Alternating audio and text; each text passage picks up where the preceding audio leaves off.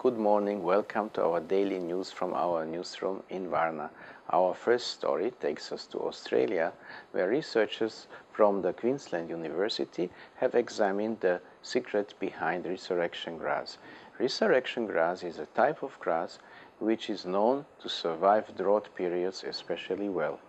It does this by shedding parts of its structure during the drought periods and resurrecting them when rain returns.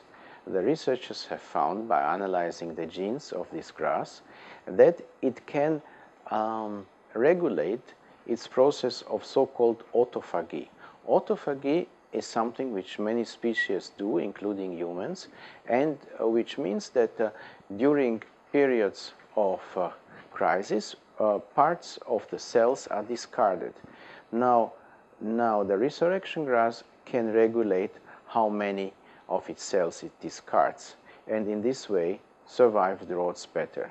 Researchers hope to be able to make with these insights other plants also more drought resistant, and the first candidates are chickpeas and rice, which are genetically similar to the resurrection grass. Our next story takes us to China, where last Monday the first so-called red smoke alert has been called. Schools stayed closed, construction sites were closed, and traffic was reduced in reaction to air quality indicators having reached critical levels. However, critics pointed out that in the week before, those same air quality levels had reached even higher numbers without a red smoke alert being called. City population of Beijing had reacted with indignation that no alert had been called, and the recent alert on Monday seems to have been a political reaction to that. This points to the fact that what many critics stress, that air pollution in China is not only a technical problem but also a political one, with power concentrated in the energy sector, which makes cleaning up initiatives more difficult to implement. Our last story takes us to Spain, where the sweet turon is now having its season.